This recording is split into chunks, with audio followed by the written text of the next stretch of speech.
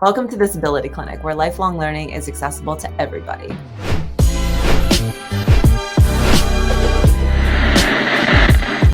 I'm Dr. Stephanie Van. I'm a Vietnamese woman with long dark hair wearing a light blue blouse, sitting in front of a colorful bookshelf that reflects my love of culture and media, medical academia, and disability advocacy. Joining me today are the leaders of Medical Students with Disability and Chronic Illness, or MSDCI, a student-led organization striving to support and serve medical students with disability and/or chronic illness. Zainab and Nora, thank you so much for coming to the show. Do you want to do your introductions and audio description? So my name is Zainab Tanani. I am a South Asian woman with long black hair and wearing a red blouse. I am the founder and executive director of MSDCI. I'm also a current medical student at Stanford School of Medicine, where I also have been doing my master's in health policy. And yeah, I'm really honored to be here. Hi everyone, my name is Nora. My pronouns are she, her. I am a white woman with medium length brown hair, really large blue glasses, a black shirt, and disability pride earrings. I am a medical student at the University of South Florida Morsani College of Medicine in their SELECT program, and I am the Associate Director of Medical Students with Disability and Chronic Illness, or one of them, there's two now,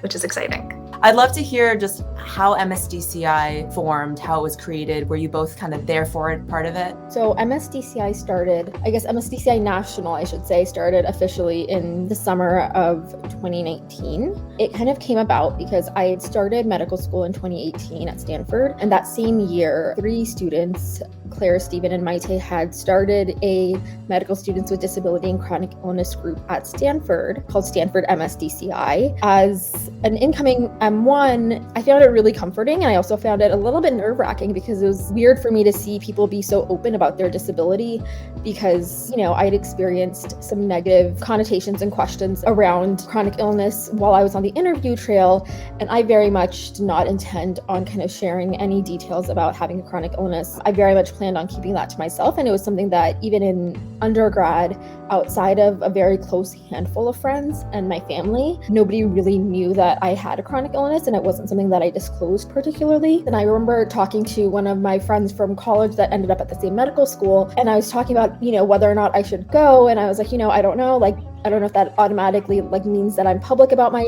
having a chronic illness. She'd convinced me to go, and she was like, nobody knows whether you're there as somebody who has a chronic illness or a disability or as an ally. They may have resources, etc. And she offered to go with me, and I went, and I actually felt just very validated in that space. Really just found myself wanting to become more involved with MSDCI. And then they did an Ask Me Anything panel that I moderated later that fall, and I realized, it really isn't something that other people at Stanford were feeling the need to hide or act as if it was a weakness to kind of make up for. And I think that helped me change that narrative in my mind. It didn't have to be something that I was covert about. And I really started getting involved in the disability work. That summer, we'd applied for a grant from the graduate education offices at Stanford to put on a conference on disability in healthcare and medicine. And part of the goal of that, because it had been intended to be in person, was to kind of bring this conversation of disability advocacy in medicine to other Northern California schools in the area. So we were sending out invites to, the local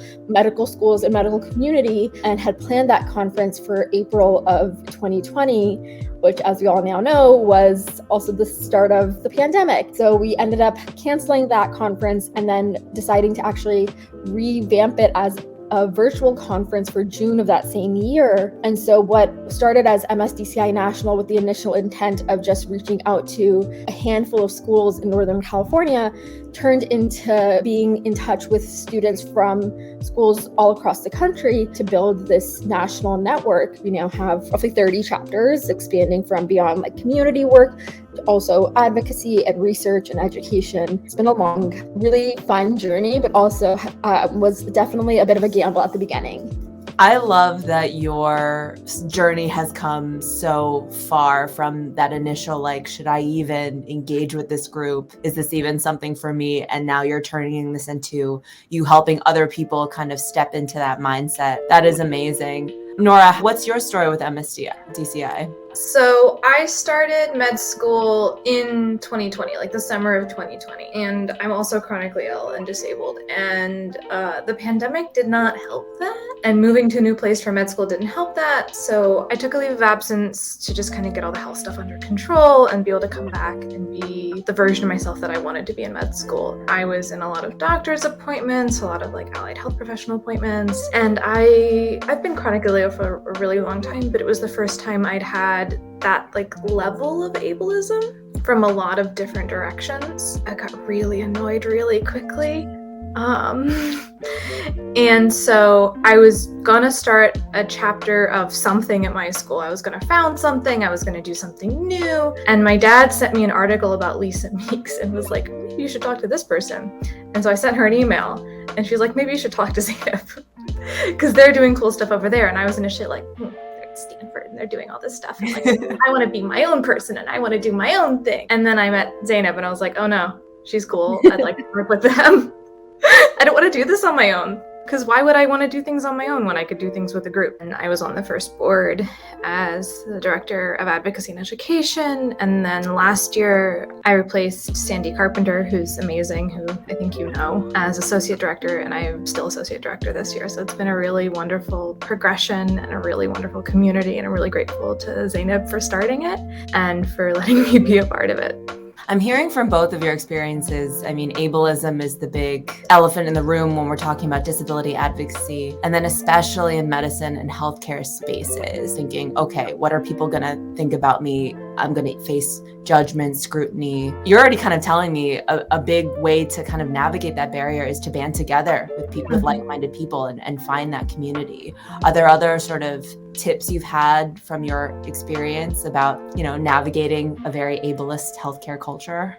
I am a big fan of finding my allies and finding my champions. So there are people in your institution who are there to support you, and it's really important to find them if you can. And they may not be in formal roles. Hopefully they are. Hopefully you have a disability service provider at your institution that can back you up. But finding that dean or finding that course director who's going to be the person who's like, yeah, totally fair, whatever you need, we'll figure it out, is really, really key, because then they can help open doors for you. I found that to be particularly helpful because when there's a faculty champion behind you, when you experience trouble, you can loop them in and they have the power to say something in a situation, since medicine's really hierarchical, that you may not have a lot of power in. I have also gone for the be very public approach, which I don't necessarily recommend, but has worked for me. I mean, Zainab, we both went for this approach, right? Maybe not at the beginning, but we both very publicly do advocacy. When you become the community resource and you're then shown to be successful. And I don't like that, right? Like, I don't like that there's this connotation of being successful. I think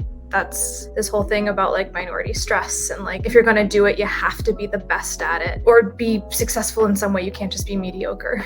Well, I also think you can take that theme and kind of scale it down. Like if someone's introverted or if someone is struggling and they don't feel comfortable putting themselves out there, they might still be able to find a smaller group, a smaller scale, and that's where they can kind of take that first step. Find your local MSDCI chapter, found it yourself, join us as an individual, find a community, right? You're not alone. There's a lot of us. You'll be okay. I got a lot of help during my second year of medical school with clinical skills in preparation for third year and alongside doctoring too, because there wasn't enough time during doctoring too to run the full physical exam that we were supposed to be learning and figure out how to accommodate it. And it would be being done in front of your entire group, which was not ideal. And so between years 1 and year 2, I was like, can I just have a couple sessions? Is there someone I can talk to? Is there something I can do? And the school was like, oh, well, we actually have this team. They're meant for remediation, but they'll probably help you. They'll be there. It'll be great.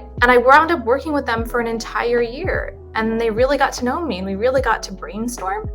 And honestly, most of what I do isn't that different. It's just that the rubrics were really restrictive. And then when you get into clinic, you realize that there's 5 ways to do things. And again, it wasn't a resource that was meant for me, but it's a resource that was there. That's such a great example of like being creative, trying to like use other resources that exist maybe for other purposes and still repurposing them for what you need. Disabled people, we're creative.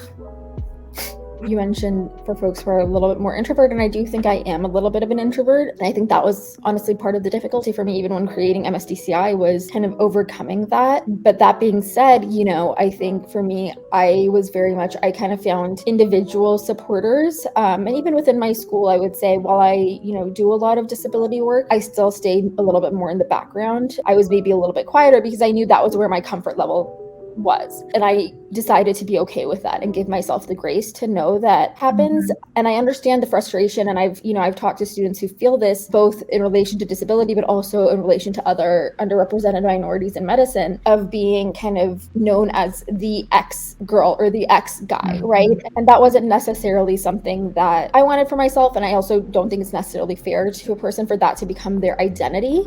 And so I think for me, it was really about finding particular supporters. And so Peter Poulos, who's a radiologist at Stanford and leads the Stanford Medicine Alliance for Disability Inclusion and Equity, was also working in the disability space. And he actually co-organized the first and second Stanford conference with me on disability. And I was able to reach out to him. I think my academic advisor my first year, I had like a few different meetings with him as I was like kind of navigating what medical school would look like for me and how I would make it work for me. Of course, like my disability service provider, which thankfully she was quite supportive and really willing to kind of think and brainstorm with me. And so I think finding the people that you can kind of trust in and feel confident in, especially if you're somebody who maybe doesn't want to be as public, or whose disability or chronic illness may be an invisible one where they don't necessarily have to be public about it. But I was at a place where I felt supported, and that did help me feel like, okay, even if that is the assumption that's being made, or even if I am saying like, yeah, I do have a chronic illness, it's not something that I'm going to feel ostracized for or feel like I lose institutional support because of. So I think it's fair to take your time in deciding who you want to trust with your reality. And part of the reason we keep it student focused is because students often feel a little bit more comfortable confiding in fellow students because they're kind of in that same tier of the medicine hierarchy, and they aren't as worried about the same kind of potential consequences or perceptions being perpetrated about them. I think it's also, Nora touched on this, but really thinking about what your school offers for non-disabled students as a general resource for everybody that may be able to be utilized to your benefit. And, and I've said this before and I stand by it always, I think having a dedicated disability service provider for medical institutions is one of the big steps that schools can take to kind of bridge that gap and reduce the burden on medical students to come up with their own solutions. But I think that's a big part of it, in my opinion. I think also just talking about it. I think and talking about it not just in terms of your own experience, which if you're open to sharing it and you'd like to, I think that's totally fine. So I think there's ways to kind of just live your anti-ableist physician life or medical student life, and that itself kind of imparts a level of anti-ableism on those around you because they see you bridging that gap between the care that people with disabilities currently receive and the more thorough care they should receive that's considering of their disability. And it prompts those internal questions. There's so much value in what you're saying. One, I really love how you're talking about boundaries, basically. It's like you don't have to cross your own personal boundaries when it comes to disclosure or, outing yourself and feeling vulnerability. But then also you can control when you choose to speak up, and it may not be about you personally, it may be in a clinical or learning setting where you're just posing questions and sort of shifting the mindset of those around you, which really speaks to the importance of just representation of disability and chronic illness in medicine. It's like for centuries, medicine has been dominated by people who are able-bodied and don't have that lived experience. And so thankfully, as we're becoming more inclusive and more accepting and accessible in healthcare, we're finally getting the value of these other perspectives and these different mindsets where we can start to problem solve for not just our patients, but also ourselves and our colleagues. Love that advice. I advocate being open because it works for me and because I go to a school that can allow for that and is accepting. It's not something I recommend if you're in a situation that's unsafe. It's not something you should do if you don't feel comfortable. It's not something you have to do at all. Please don't put yourself in an unsafe situation. That's not what we're asking you for. But for me, it's an intentional act of normalizing. If I can speak up and be like, well, I do this, I need this accommodation, I'm gonna do this a little different way. It doesn't have to be I'm disabled, I'm chronically ill, but it's just, hey, I'm going to do this a different way. I have this accommodation, this is what I do. Also, general tip for trying to make things that are not necessarily about disability work for you. Ask early, ask often, and ask a lot of people. Sometimes you don't know something's going to be a problem until you get there. That's a really big thing with clinical accommodations. Hi, this thing you've never experienced. Tell us what you're going to need for it. A year in advance. That's challenging. But especially with MSDCI, where there's a large community, we have an accommodations guide. You can talk to somebody who may have a similar access need to what you need, and you can start to have those conversations. If you want to learn more about equitable learning environments in the healthcare and medical education spaces, hit that like button and subscribe to Disability Clinic for more accessible and inclusive, entertaining education. Thank you so much for watching, listening, and learning.